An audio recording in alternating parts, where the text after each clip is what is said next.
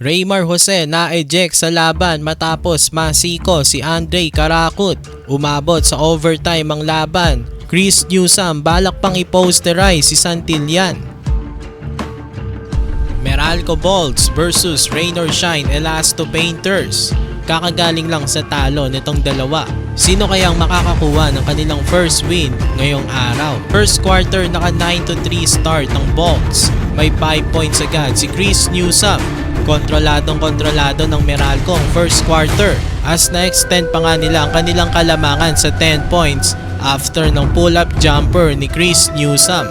Pero naibaba naman ng Raw sa single digit ang kalamangan ng Meralco bago matapos ang first quarter. Natapos nga ang first frame sa score na 28-20.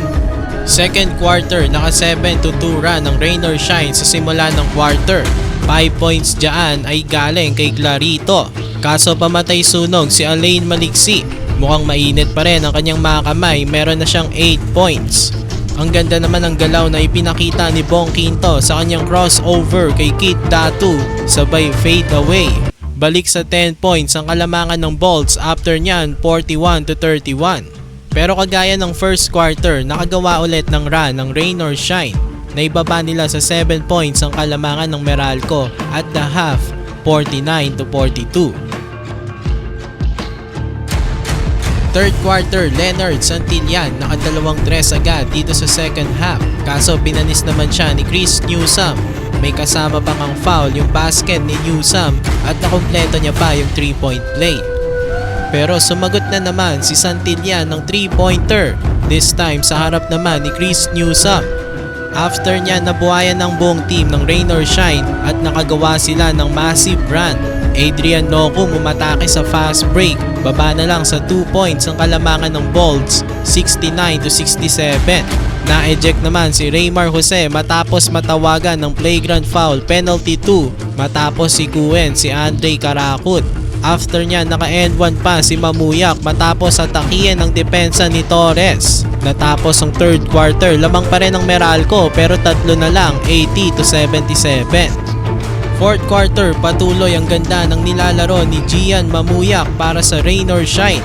After niya nakalamang na ang Ron sa basket naman ni Big Bo, 87-86. Kaso Anjo Karam pamatay sunog dito para sa Bolts. Ilang crucial baskets ang kanyang pinakawalan dito sa fourth quarter.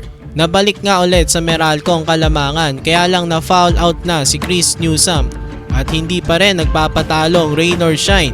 Naging back and forth nga ang laban sa dulo ng fourth.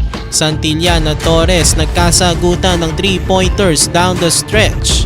Fast forward sa last seconds ng fourth. May chance na ang Rain or Shine tapusin ang laban.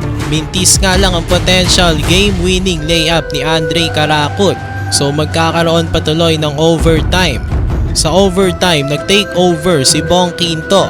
Umiscore siya ng 7 points. Katulong naman niya si Alain Maliksi na umiscore naman ng 5 points. Hindi na nakabawi pa ang Rain or Shine at nanalong Meralco Bolts.